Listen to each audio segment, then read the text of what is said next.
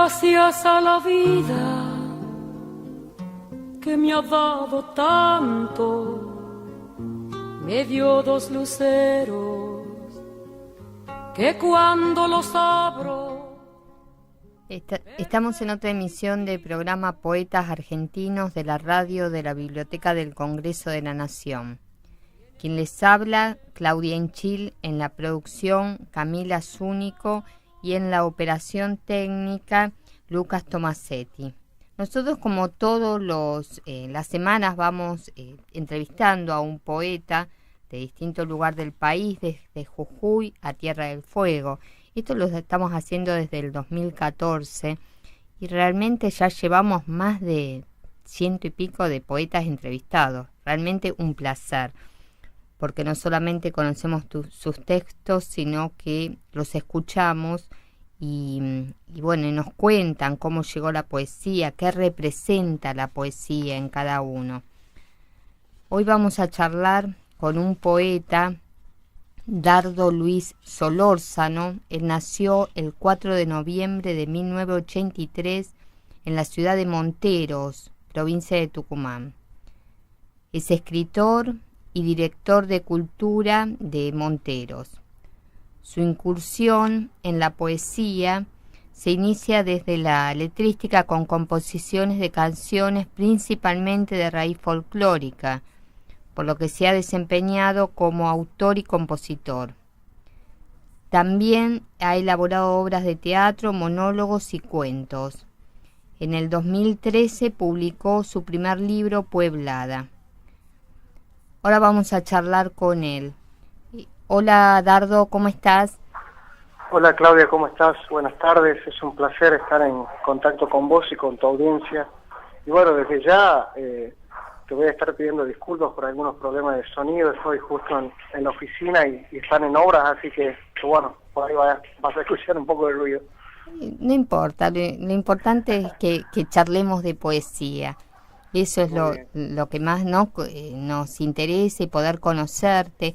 Contanos cuál fue tu primer contacto con la literatura. Y bueno, yo, un poco como lo mencionaba vos, en lo que se refiere a la faceta de la letrística, digamos que comencé a tener esa relación específicamente con la palabra desde la música, ¿no? Desde las canciones, que fue un género que comencé a abrevar, digamos, desde muy chico. Siempre me gustó mucho las músicas, hasta que en determinado momento comencé a prestarle la atención a lo que decían las letras de las canciones, ¿no? Y sobre todo aquellas canciones que yo sentía que tenían un mensaje importante, o que justamente su poesía, su letra, me atraía y decía las cosas de una forma que despertaban alguna especie de belleza y algún tipo de sentimiento movilizado en mí, ¿no? ¿Y cuál fue la primera letra, canción, ¿no?, que te movilizó? Y precisamente no me acuerdo mucho, porque fueron muchas, ¿no? Hay géneros como la trova, por ejemplo, o inclusive el folclore, venían dispensando unas poesías que me asombraban, ¿no? En lo que se refiere sobre todo a las metáforas. Por ejemplo, ahora recuerdo un poco lo que es un poeta santiagueño de Quimilí, el Bebe Ponti, por ejemplo, que es un letrista, y que algunas de sus canciones, por ejemplo, me movilizaban mucho cuando yo la escuchaba, esa poesía, ¿no? Esa forma. Y por supuesto también eso por el lado del folclore, por otros géneros musicales como el rock o como la trova, sobre todo, realmente me despertaban emociones fuertes, ¿no? Al escuchar, digamos, de ese modo las cosas, cómo se podían decir, cómo se podían plantear, y que por supuesto de ahí fue naciendo también un interés sobre la poesía, sobre la letra y sobre cómo decir las cosas y cómo expresarlas, ¿no? ¿Los letristas son poetas? Y algunos no se definen como poetas. Yo creo que en realidad la poesía está en todos lados, no es una propiedad de una persona en particular. Yo creo que hay poesía en un atardecer, hay poesía en una charla de café con un progenitor, hay poesía en el poema específicamente, como también me parece que a veces quizás no lo hay en algunos llamados poemas, no sé, es una cosa subjetiva. Pero yo creo que la poesía sí está compuesta de una serie de elementos de belleza que en el grueso de las canciones, en muchas canciones está dispensada, ¿no? Y que según también cómo se lo plantea y cómo esté elaborado, creo que grandes poetas han hecho grandes canciones, ¿no? Uno lo ve mucho en el maridaje, por ejemplo, que sucedía en el tango, ¿no? Hace unas décadas atrás, en donde justamente se juntaban un compositor con un poeta y salían esas obras maravillosas, ¿no? Y decime, ¿cómo se determina que algo es o no es poesía? Hoy en día está como una postura de un prejuicio, en el sentido de decir hay que eliminar todo tipo de calificaciones y de barreras o de definiciones de las cosas. Yo no creo que alguien pueda tener una verdad para darte una respuesta certera sobre eso. Yo solamente podría darte una visión personal que estaría enmarcada en lo que yo considero o sienta que hay una belleza. Yo creo que la poesía, me parece a mí, por esencia y por eje existencial, debe estar construida o sobre los cimientos de la belleza, ¿no? Que puede incluir o no una metáfora, es otra cosa, que puede tener o no una rima, es otra cosa, pero me parece que ante todo la pulsión de la belleza y de la movilidad y de la movilización también de los sentimientos es fundamental. ¿Qué pasa con la emoción dentro del poema? Y lo que pasa es que por ahí siento que siempre todo va a ser subjetivo, ¿no? Pero amén de eso, creo que el ser humano está con todas las herramientas y que justamente le dan la posibilidad de definirse como humano en la capacidad de la percepción de la belleza, y en este caso de la modificación que producen las palabras, ¿no? Las palabras como conductoras de un montón de cosas que inclusive uno mismo lo ve en los mismos textos antiguos, hasta los textos bíblicos que dicen la palabra fue anterior a la creación de las cosas, ¿no?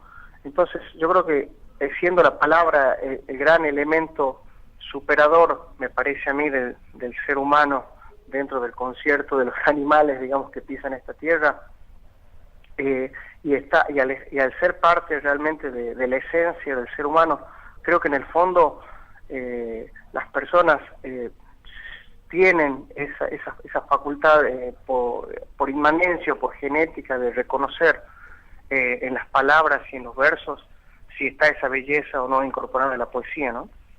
Contanos acerca de tu libro, Pueblada. ¿Es el primer libro? Sí, exactamente, es un libro que salió publicado en 2013 por una editorial cordobesa. Bueno, su editor ya falleció, muy joven, es el Diego Cortés. La editorial se llama Canto de Mudo. Realmente hicieron un trabajo muy lindo los muchachos, y en este primer libro publiqué, digamos, son unos 80 poemas que están divididos en 6 capítulos, y me animé a publicar, digamos, las primeras cosas que iba teniendo, y que, bueno, dentro de esos 6 capítulos en los cuales se dividen estos 80 poemas, uno intenta ir dejando plasmado un montón de temáticas, de pensamientos y de emociones que lo atraviesan a uno, ¿no? Desde lo social, desde el amor, desde el desamor, desde las cuestiones como el plantearse la vida o inclusive plantearse la muerte, ¿no? ¿Y por qué Pueblada? Pueblada tiene como varias vertientes de razón de ser. Una es porque el eje temático, digamos, del libro, que es el capítulo número 6, que está compuesto por 10 poemas, se llama precisamente La Pueblada, y son 10 poemas que tienen como eje temático abordar distintos aspectos de la vida que le tocó a uno, pero sobre todo atravesado desde cuestiones desde lo social, ¿no? Que es lo que lo ha marcado a uno como una persona que viene, o como un changuito, diríamos más correctamente, que viene de una América profunda, del interior, y que ha atravesado, por supuesto, dentro de la propia historia de ese pueblo del cual uno viene, una serie de vivencias que, bueno, que lo han marcado y que justamente me parece que la Pueblada definía bien, ¿no? Porque implica en la definición esa insurrección de un pueblo, ¿no? Específicamente hacia determinadas injusticias, y que, bueno, esa rebelión produce un cambio social importante, y sobre todo desde una concepción de la realidad y de construcción de la realidad, ¿no? Y también la palabra pueblada se la podría interpretar como un barbarismo, ¿no? Interpretándola como cosas de pueblo que vienen realmente desde, como te decía, desde las condiciones de esas poblaciones íntimas, interiores, y en lo cual todas las vivencias y los actos que uno realiza son como cosas de pueblo, ¿no? Como puebladas. ¿Y cómo relacionas lo social con tu poesía? Bueno, yo creo que la poesía tiene esa belleza, ¿no? De permitirnos a veces hablar de cosas muy duras, e intentar decirlas de modo bello, que fueran afables, digamos, para recepcionar por parte de la gente.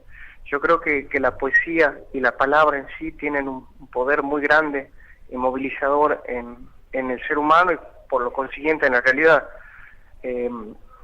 Galeano decía, no sé si un libro cambia el mundo, pero sí sé que un libro puede cambiar algo en la persona que va a cambiar el mundo.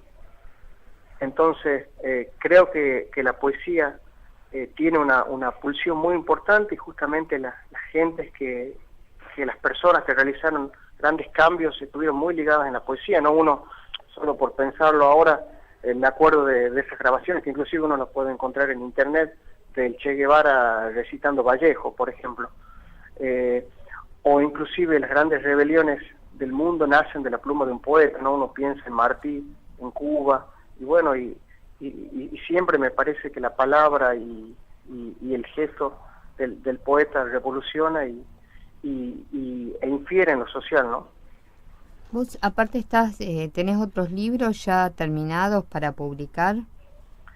Sí, actualmente estaría saliendo la semana que viene, si no me equivoco, un libro nuevo que se titula Ella sucede, y es un poemario constituido por unos 50 poemas que tienen como eje temático, digamos, la mujer y lo femenino, el mundo de lo femenino desde distintas concepciones, ¿no? Tanto desde la mujer desde un amor, como la mujer o lo femenino desde la concepción de la Pachamama, que es tan importante, por ejemplo, para nosotros los habitantes del norte, o desde determinados personajes como la loca Guilla, por ejemplo, que era un personaje de mi ciudad, o inclusive personajes urbanos como la Mechera, que es la mujer que roba, digamos, en el proceso hurtos en las peatonales. O sea, está desarrollado desde la concepción de la mujer y de lo femenino, ¿no? ¿Vos cómo decidís los temas de los poemas? Y antes, digamos, al principio era como la escritura de la poesía se daba como una pulsión de momento, ¿no? Si sentía ganas de escribir sobre lo que me estaba pasando, o me estaba doliendo o afectando, me sentaba y escribía. Hasta determinado momento en donde comencé a pensar ya en una especie de, no sé si llamarlo planificación, digamos, de guiar lo que quiero decir en función de una búsqueda personal que tengo, y entonces canalizar todas las energías para que vaya direccionado hacia lo que quiero escribir, ¿no? Lo que por supuesto no quita que si en determinado momento siento ganas de escribir sobre, no sé, sobre el cable del teléfono, lo escribo, ¿no? Pero prefiero hoy actualmente usar las pulsiones y la energía esa en algo orientado, ¿no? ¿Cuál es la diferencia en vos, ¿no?, entre escribir un poema, escribir una canción, una obra de teatro, monólogos y cuentos? Porque muchas cosas, abarcás muchos géneros. Contanos vos, tu posición en cada género, en qué se diferencia, qué es lo que sentís cuando estás escribiendo en cada uno. Sí, básicamente me parece que es un tema de técnicas, ¿no? Son distintas las técnicas que se escriben a la hora de pensar un monólogo, por ejemplo, o de pensar un poema, o pensar una canción, o no sé, un ensayo. No sé, yo por ejemplo, si tengo que escribir un monólogo, me piden como una obra de teatro. Me ha pasado, por ejemplo, te cuento una anécdota, escribir una cantata, que es el formato donde tengo fragmentos de teatro, fragmentos de canciones, van canciones, teatro, canciones, monólogos, digamos, que el actor va haciendo, y que esa cantata específicamente me la pidieron para presentarlo en un festival donde tenés más de 10.000, 15.000 personas, un festival de ciudad. Sí. Entonces, a la hora de sentarse a escribirlo, cambian otro tipo de visiones, e inclusive hasta ponerle de libertades, ¿entendés? Yo sé que el tono, los tonos, los textos, por ejemplo, lo más conveniente es que sean imperativos, porque sé que la persona que los va a decir va a estar en un espacio abierto, si bien va a tener un sonido, pero va a estar frente a un público que va a estar distraído en otras cosas. Entonces, tanto lo que diga sus textos como la parte de actuación, la postura actoral que tenga la persona que lo va a hacer, tiene que ser imperativo, tiene que marcar una presencia arriba del escenario. Entonces, quizás ya no me voy a estar explayando en determinadas metáforas complejas o cosas así que sé que no van a ser bien dispensados, que para ese público no conviene, porque no le van a prestar atención o no le va a llegar su mensaje. Claro. En el caso de las canciones, por ejemplo, uno cuando hace poesía, el libre se puede explayar como quiere, hacer los cortes donde quiere. Ya las canciones que tienen un formato como por ahí la persona no se puede ubicar, es un poco parecido a lo que es armar un soneto o determinadas cosas que tienen estructura. Entonces, ya sea que me pasen la melodía para que le ponga letra, o cuando uno arma la letra para que lleve melodía, debe respetar ya determinadas estructuras que implican técnica, ¿no? Elementos técnicos como síntesis, sintaxis, los ritmos de la canción, las métricas, que es muy importante, respetar las métricas, la cantidad de estrofas que lleve, cuál va a ser el estribillo, hacer la resolución de toda esa idea y el concepto. Y bueno, son cosas que, por ejemplo, en la poesía libre ya no hacen falta, ¿no? Porque uno tiene justamente esa libertad de cortar cuando quiere, decirlo como lo quiere y demorarse todo lo que uno quiera, ¿no? Claro. Dardo, ahora vamos a escuchar un tema musical. Luciano Acosta interpreta Ámbar, que es de tu autoría, y después seguimos con la charla. Vale.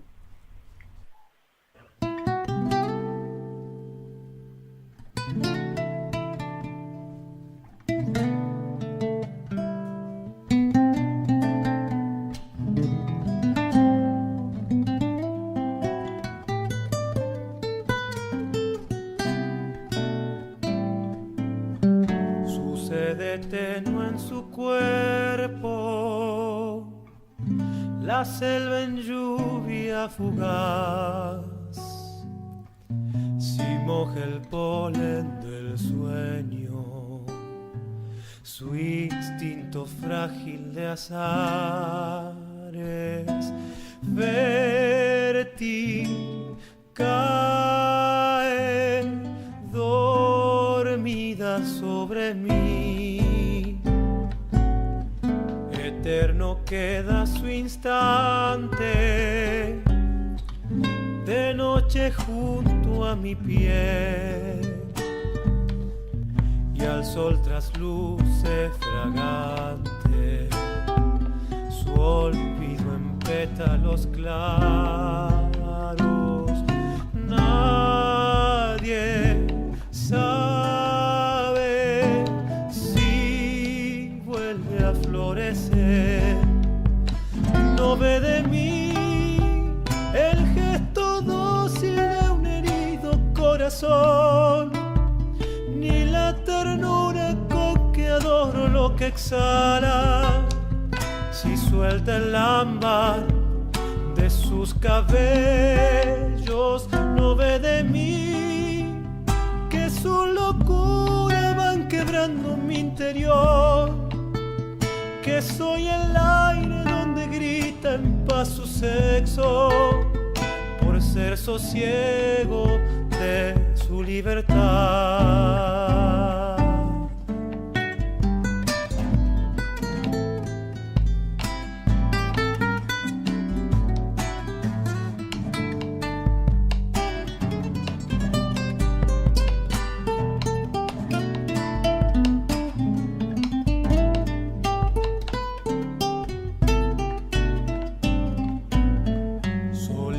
a darme su espalda, desnuda como la luz,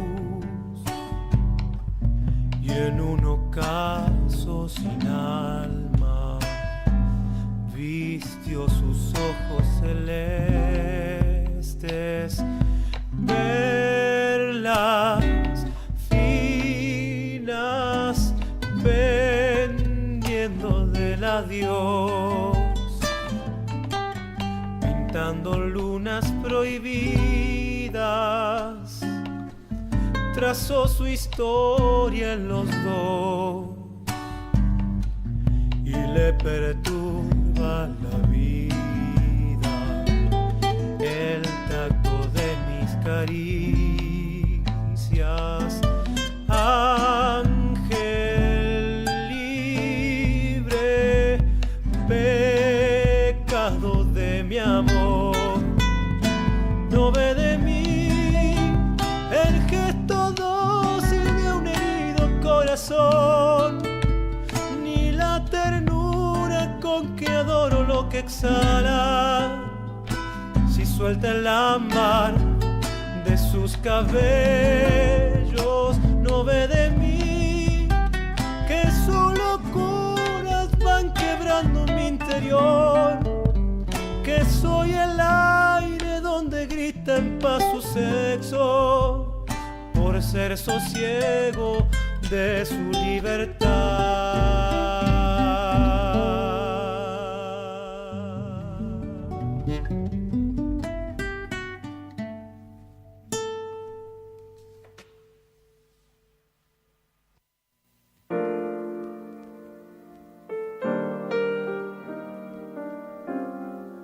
BCN Radio. BCN Radio. BCN Radio. Una voz federal desde el Congreso de la Nación.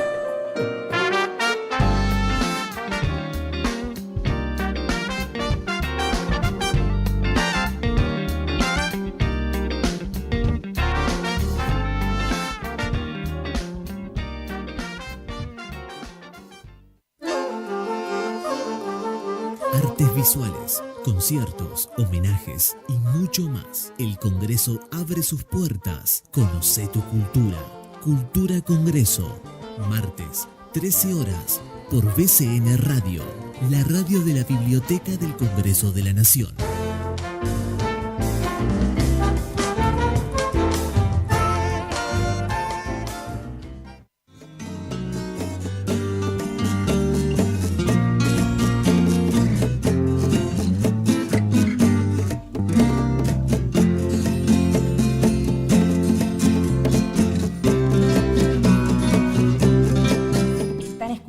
BCN Radio. Hoy, siempre te acompaña.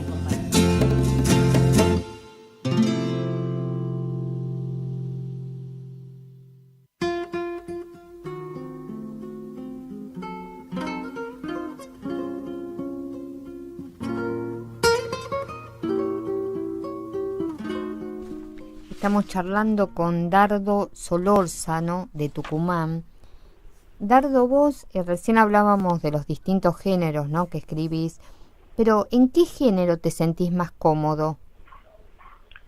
Y ahora, digamos, un poco en la poesía libre, ¿no? Pero, digamos, siempre como que mi génesis siempre creo va a ser la canción, ¿no? Escribir canciones, más yo comencé escribiendo canciones, después me volqué un poco para la poesía libre y para la narrativa mucho después, pero me gusta mucho la poesía libre hoy actualmente, pero creo que mi género madre siempre va a ser la canción, ¿no? ¿Y qué referentes te marcaron poéticamente? Y sobre todo poetas del norte, ¿no? De las generaciones del 60, de Salta, también la generación del 40 y poetas latinoamericanos como Vallejo. Vallejo ha sido muy importante para mí, me cambió, digamos, su poesía, me hizo un clic muy importante. Y del norte, sobre todo poetas salteños, ¿no? Si bien uno es tucumano, pero los poetas salteños siempre me influenciaron mucho, como el Walter Adet, contemporáneos como del Teuco Castilla. El Teuco Castilla es muy importante para mí. Digamos, son poetas de los cuales siempre tengo de referencia, ¿no? ¿Y qué encontrás en ellos? Y sobre todo un tratamiento de la palabra, de la metáfora, de las imágenes, de lo propio, y de una forma que realmente uno comienza en principio sintiéndose identificado y termina diciendo, bueno, a mí me gustaría decir las cosas, o me gusta cómo esta persona se refiere a las cosas y las dice, ¿no? Y en función de eso creo que uno abreva de ellos y los toma como referencias también a la hora de escribir, ¿no? ¿Cómo se logra la musicalidad en un poema? Y yo creo que como el poeta, si bien algunos dicen que se nace, no sé si se hace, pero en definitiva tiene mucho de oficio como un albañil. O sea, uno quizás no nace sabiendo levantar una pared, pero lo puede aprender. De ahí hay albañiles que levantan bien la pared y otros que la levantan 1 metro para atrás. No sé, yo creo que es fundamental en todo oficio, sea la albañilería o la poesía, la práctica, ¿no? La práctica, el trabajo. Hace un mes estuve con el escritor chileno Hernán Rivera Letelier y él me decía, por ejemplo, que lo más importante para él, más que escribir, es lo que borraba, específicamente en la narrativa. Bueno, yo lo trasladando un poco a la poesía, me parece que a veces lo más importante es lo que uno puede pulir de lo que escribe, y sobre todo saber que por un poema que uno escribe hay muchos o unos cuantos libros atrás que respaldan eso, en el sentido de que creo que es importante leer mucho y bueno, y de ahí es un oficio, trabajarlo, ¿no? Dardo, ¿tenés unos poemas que nos puedas leer? Sí, acá a mano tengo algo del libro que está por salir en las próximas semanas, sé que sucede. Es un poema que se llama Luciérnagas en el tálamo, y bueno, lo comparto. Bueno. Luciérnagas en el tálamo. Al sol le sucede tu nombre, de ahí que le es verbo el resplandor en las mañanas, cuando vas despeinada rumbo al trabajo y él te llama en lo que dejaste el silencio, para decir que la sustentación del aire son tus cabellos. Habría que latir en el suspenso previo a tu nombre, porque el corazón se deshora del instante, por saberte eterna en el desangrar de mi tiempo. Abrías del cielo su puerta invertida para entrar en las afueras del hombre que te abandonó. A veces creo las mentiras de buena fe, y es Tucumán otra herida del espacio, del lugar que no te es. A la noche te transcurre tu absoluto en cada grieta, un balbuceo de lluvia sagrada en tus párpados, cuando recostada te titilan los suspiros hasta volverse luciérnagas en el tálamo. Ahora que está prohibido decir tu nombre para que no suceda el misterio de la luz. Hermoso. ¿Y tenés otros poemas? A ver acá a mano. Del libro Pueblada. Este poema se titula Se soñó a sí mismo. Se soñó a sí mismo en la matriz que caduca, y era un pájaro volando dentro del agua. Otro animal le temblaba en los ojos al decir adiós. Una enfermedad le murmuró que estaba solo. Yo se lo negué 3 veces antes de oír cantar al gallo, pero ella le abría con el alba soledades a su cuerpo. Con ese humor ambiguo me dijo: la poesía no nos sirve de nada. Vos escribís poemas para darle sed al hambre. Se sentó en el sofá, me acarició los cabellos, mencionó aquello que le escribí cuando yo era niño, y me preguntó: ¿aún crees que el recuerdo es la eternidad de los hombres? Me pidió que le leyera nuevamente esos versos. Luego, sumergido en su laguna, cerró los párpados con tanta fuerza que el dolor que le causaba este mundo jamás volvió a entrar en él. Pertenece a Pueblada. Este último poema pertenece a Pueblada, sí. Léenos otros 2 poemas. A ver, me quedo con Pueblada. A ver. Dale. Otoño.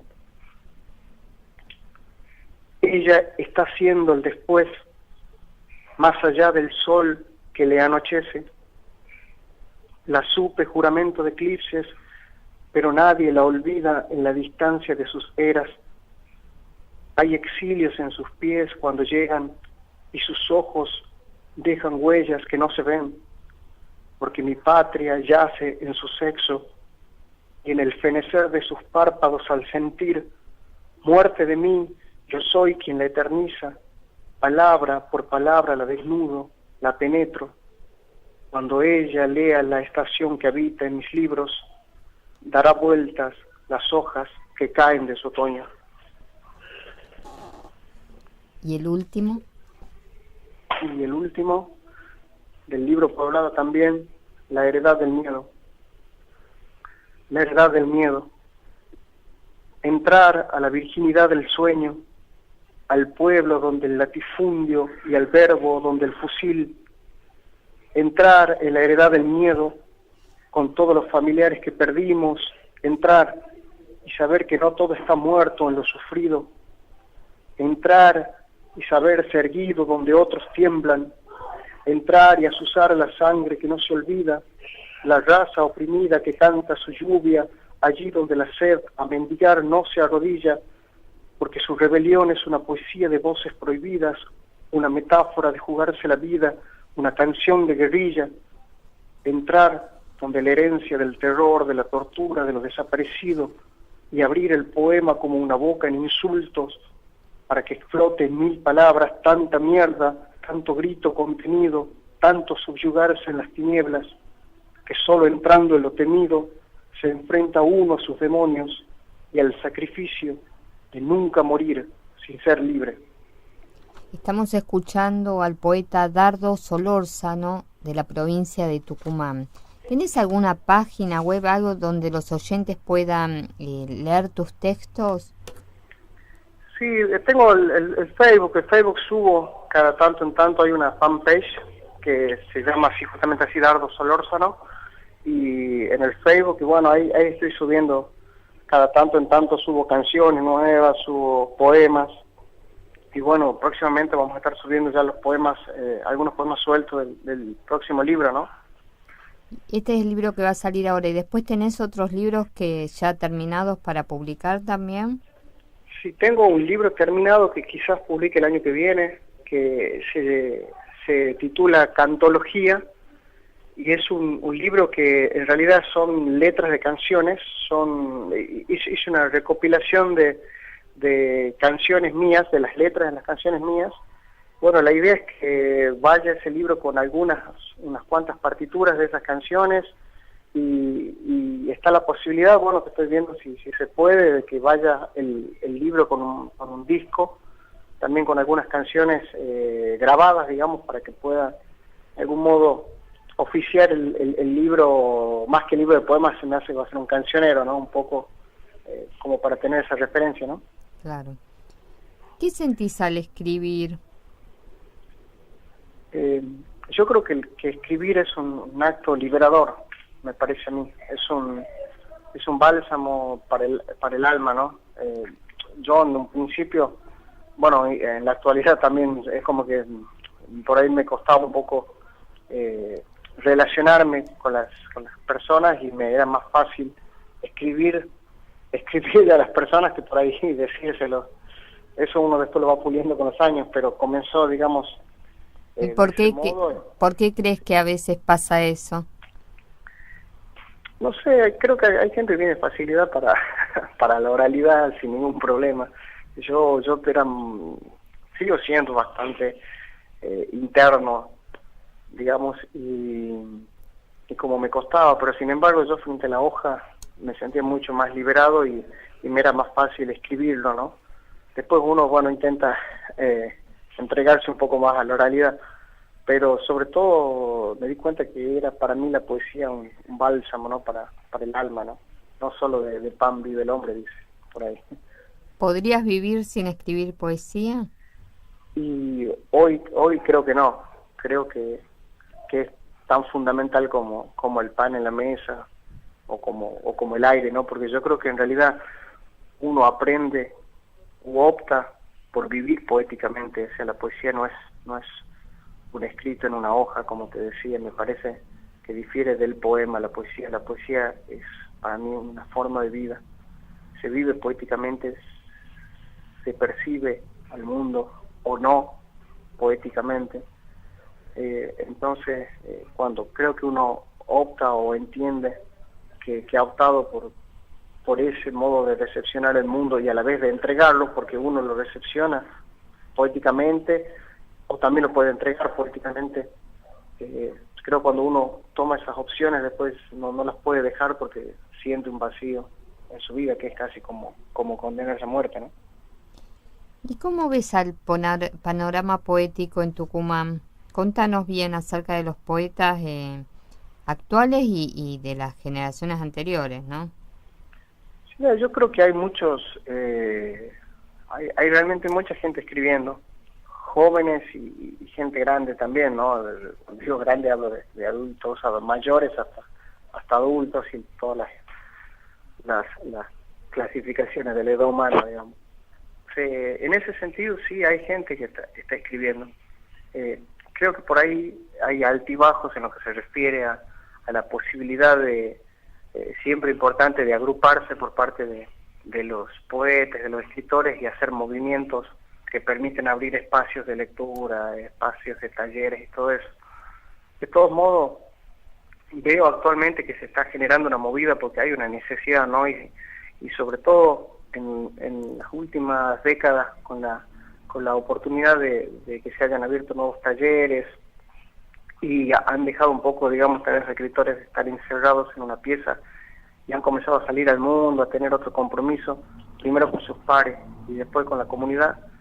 Creo que está permitiendo, está abriendo posibilidades y generando un caldo de cultivo como para que realmente pueda florecer, digamos, el tema de la poesía.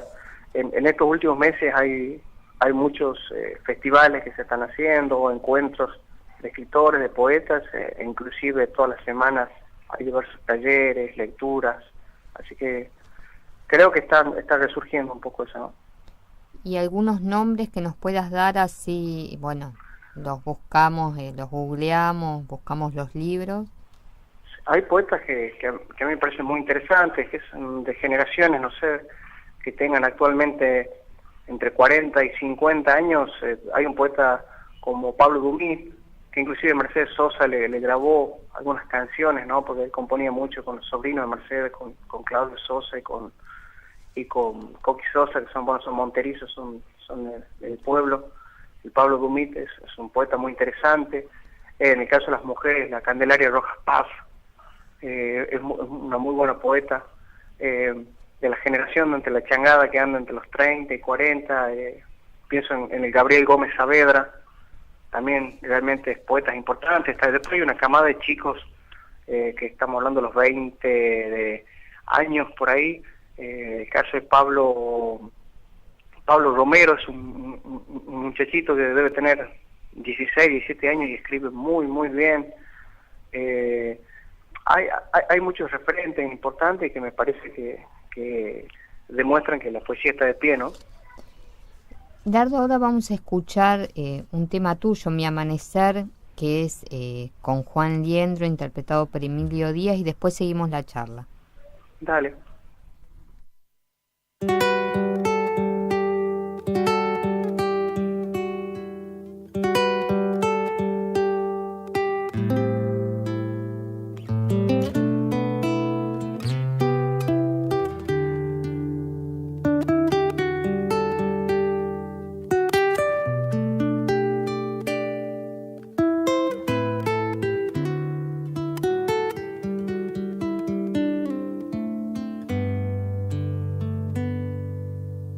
Tildo la luz sobre el cristal de aquella luna gris que fue en tu cuerpo manantial, y yo bebí tu claridad al roce tan sutil de tu alma pura en libertad, y fue tenue mi despertar, porque tus besos se perdieron con el alba.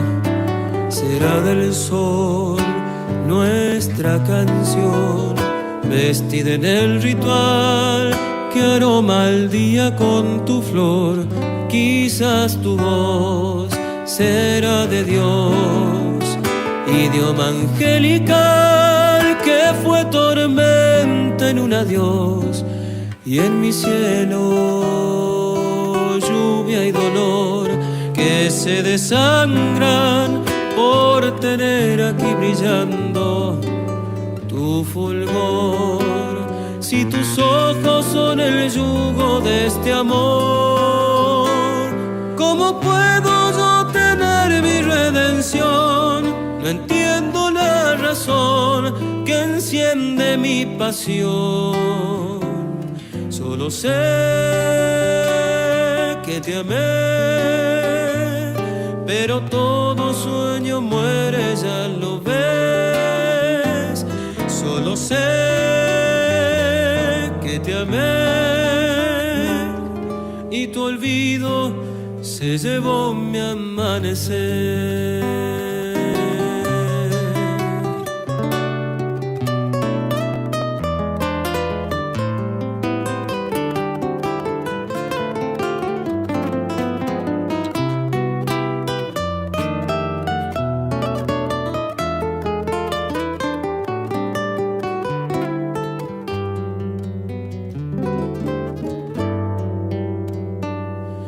Ser tu piel, brisa frutal, tus ansias respiré como un tizón primaveral, y al presentir la huella cruel de un sueño que en su abril formó mi herida en tu desdén, yo no supe cómo partir y no quedarme en el otoño de tus labios. A veces soy un corazón que emposa su bondad en el infierno que hay en vos, y acaso así perdido voy, naufrago en soledad con los demonios del reloj que han causado tanto escozor. Y es que mi tiempo se enardece en el pecado de tu amor. Si tus ojos son el yugo de este amor, ¿cómo puedo yo tener mi redención? No entiendo la razón que enciende mi pasión. Solo sé te amé, pero todo sueño muere, ya lo ves. Solo sé que te amé y tu olvido se llevó mi amanecer.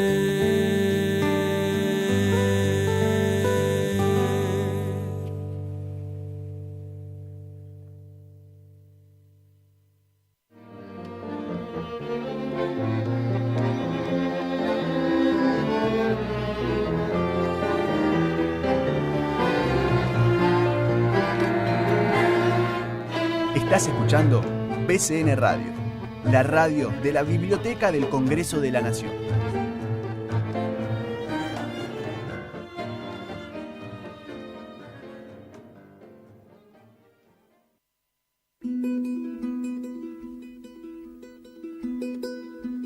La Constitución en la calle es un programa que difunde la historia, el contenido y los valores de nuestra Constitución Nacional.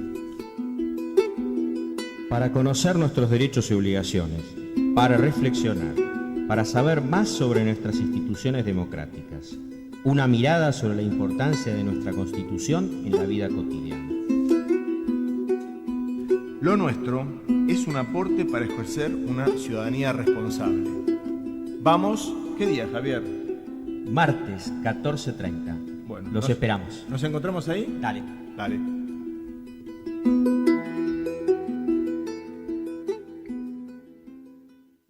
La Sala Juvenil Elsa Bornemann de la Biblioteca del Congreso está destinada a los adolescentes. Cuenta con material bibliográfico especialmente seleccionado, libros de texto, diccionarios y una amplia colección de literatura. Es un espacio adecuado para la lectura y acceso a la información a través de Internet.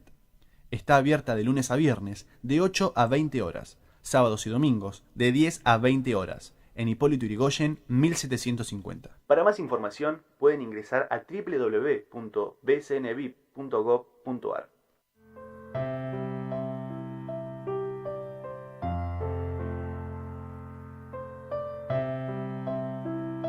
Seguí escuchando bcnradio.com.ar, la radio de la Biblioteca del Congreso de la Nación.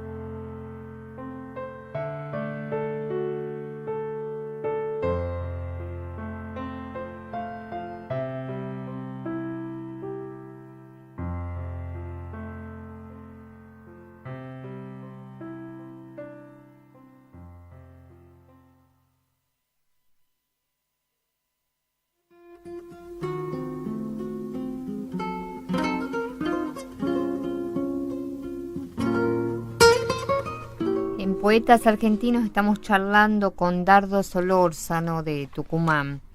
Dardo, vos sos director de cultura. Contanos cómo te acercaste de la escritura, ¿no?, a la gestión cultural y también todas las actividades que realizan. Bueno, yo creo que nace sobre todo del compromiso que uno decide o no asumir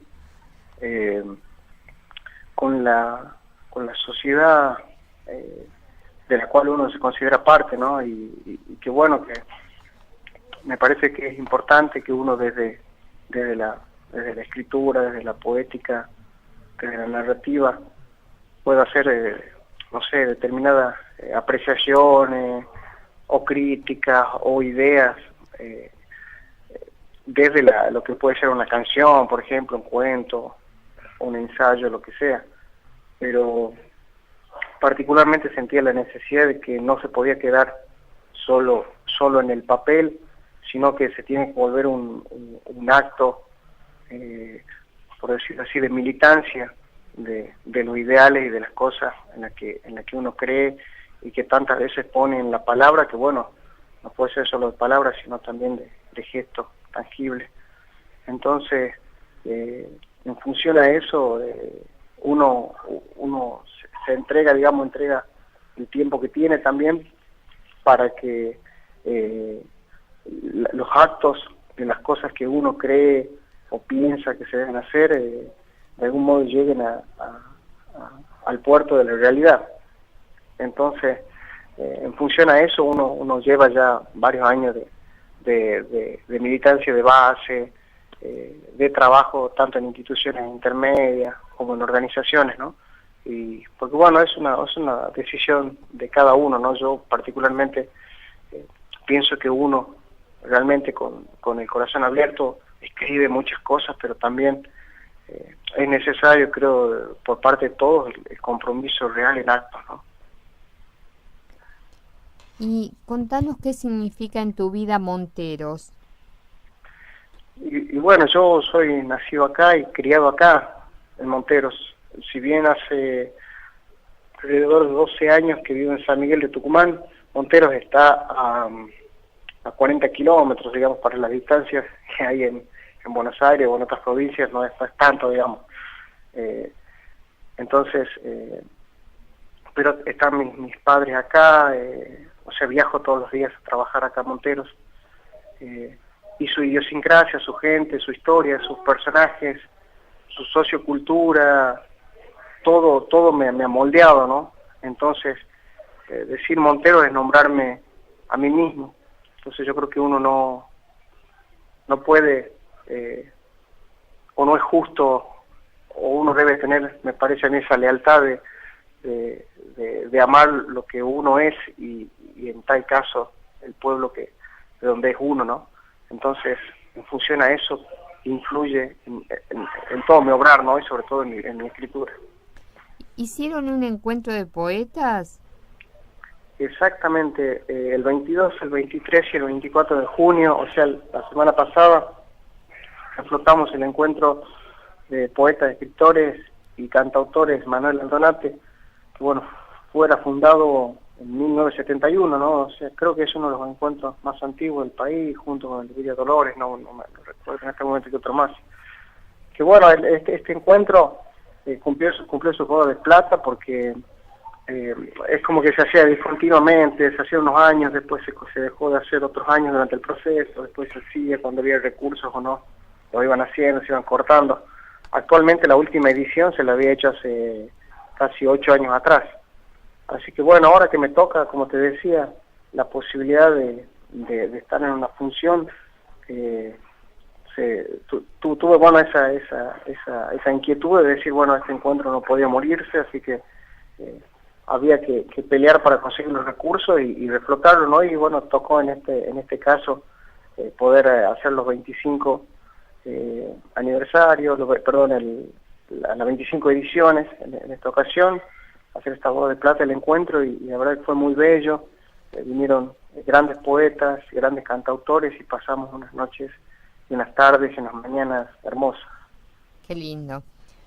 Decime, en el momento de escribir, ¿no? Vos, ¿escribís para vos o escribís para el otro, para el lector? Yo creo que siempre la escritura es un proceso interno, ¿no?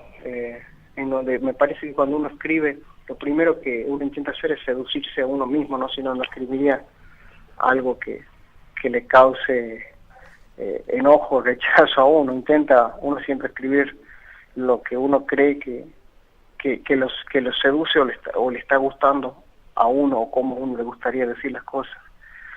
Pero yo particularmente siempre estoy pensando en que hay un otro cuando escribo,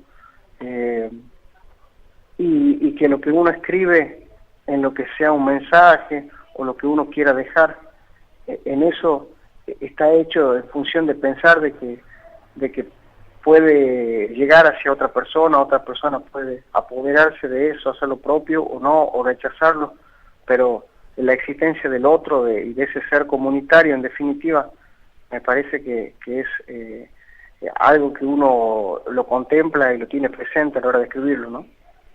Y en el momento de escribir vos, ¿tenés un horario, ¿no? De día, de noche, escribís en papel, en computadora?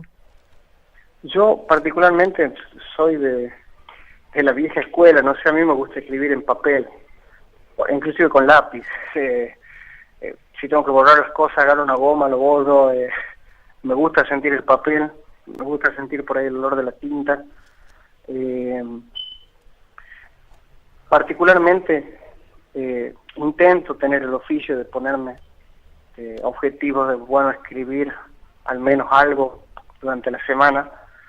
A veces cuesta porque por ahí uno tiene otras cosas que hacer, otras actividades, no puede, o por ahí uno no tiene el chip en ese momento. Yo cuando escribo siento que tengo que tener la cabeza como con determinada relajación o determinado chip que me hace funcionar en proyección a lo que necesito escribir, sea una canción, una poesía libre o lo que sea. Pero bueno, tengo tendencia, no sé por qué, a escribir de noche, sobre todo en madrugada. Es como lo que se me da con mayor naturalidad, pero a veces cuando uno está apremiado por determinadas cosas que me piden, me pasan una melodía y me dicen necesito esta canción cuanto antes, bueno, uno en el hueco nos lleve tiempo, se sienta, y creo que es más por oficio que otra cosa, uno se puede sentar a escribir, pero los momentos donde yo me siento más ideal para hacerlo creo que es de noche, ¿no? ¿No te pasó alguna vez que capaz quisieras escribir y no podés? Sí, sí, sucede. Sucede. Por eso yo generalmente intento no forzarlo. Tampoco me gusta la idea de la vagancia total y de estar meses enteros sin escribir hasta que aparezca algo. Siempre estoy como punzándome un poquito. Pero generalmente si siento que no está ahí, no lo hago. Es como un proceso ahí que uno lo figura de tal modo en que yo, por ejemplo, encuentro una idea sobre lo que quiero escribir, deseo escribir, y lo planifico, y es como que esa idea está dando vuelta un par de días, no sé, como una semana, ahí 6, 7 días está dando vueltas, hasta que llega el punto tal en donde yo digo, bueno, ya está, me tengo que sentar a escribirlo, y ahí sí lo escribo y hago todo el proceso de corrección. Pero bueno, es como, yo creo que son cosas muy particulares de cada uno de eso, ¿no? Y desde que comenzaste a escribir a la actualidad, ¿qué cambios notas en tu escritura? Y gracias a Dios creo que mucho. Creo que es bueno, me parece que lo fundamental es estar intentando una evolución todo el tiempo, ¿no? Porque uno mismo como ser humano no es el mismo. Con el pasar de los años, yo creo que hoy intento escribir menos que los volúmenes que escribía antes. Yo cuando reviso en mi libro Pueblada, hay poemas que digo, no, acá lo tendría que haber mutilado, tendría que estar la mitad de este poema, porque hay muchas cosas que están sobrando, que no eran necesarias. Ahora como que intento tener una visión de más agudo, de más análisis de lo que hago, en función también de, porque cuando van pasando el tiempo uno intenta, lo que yo te decía hace un rato, siempre leer, estar leyendo y aprendiendo de las cosas nuevas que uno va leyendo, y entonces va viendo cosas nuevas, se va pertrechando de herramientas nuevas, y a la hora de escribir va cambiando a lo largo del tiempo, porque ya uno comienza a contar justamente con esas herramientas que antes no tenía, y se da cuenta que puede resolver las cosas de un modo que antes no lo podía resolver porque no tenía la visión de cómo hacerlo. Y también van apareciendo cosas nuevas, elementos nuevos, y que uno los va aplicando, y que invariablemente, pienso yo, hacen que desde ese primer libro que saqué, Pueblada, a este nuevo libro que estoy intentando sacar ahora, haya realmente algunas variantes sustanciales, ¿no? ¿Qué dificultades encuentran los poetas hoy? ¿Para la publicación o para qué específicamente? Sí, para la publicación, para la difusión. ¿Qué es lo que ves vos que todavía falta? Sí, yo creo que, no sé, a mí yo tengo una visión bastante particular. Yo creo que hay determinadas laxitudes que están por un lado buenas y por otro lado no sé si tanto, respecto al hecho de poderse denominar o no poeta. No sé, me parece que quizás es un título bastante pesado, no sé, y que por esas laxitudes, digamos, respecto a qué es poesía, qué no, quién escribe poesía, quién no, que por un lado, bueno, han abierto la cancha y han permitido que mucha gente llegue al género y mucha gente participe, más gente participe, por ejemplo, en la ronda de lectura y todas esas cosas. Eso está buenísimo, que se haya como democratizado y abierto mucho la jugada, pero también la cantidad, no sé si nos pueda garantizar determinado producto que uno considere realmente que tienen un peso suficiente como para una trascendencia importante, o dejen algo grosso, digamos. No estoy diciendo que otro sea malo, sino que simplemente me parece que determinadas laxitudes en lo que se refiere a la exigencia que pueda tener uno a la hora de escribir o antes de autotitularse poeta, digamos, tener un compromiso respecto a esto que te decía yo, a la mucha lectura, al trabajo constante, a desarrollar el oficio y todo eso. De repente me parece que pueden generar, por un lado, eso, ¿no? Que capaz que corremos riesgo de bajar la vara, digamos, a la hora del salto olímpico. Quizá eso por un lado.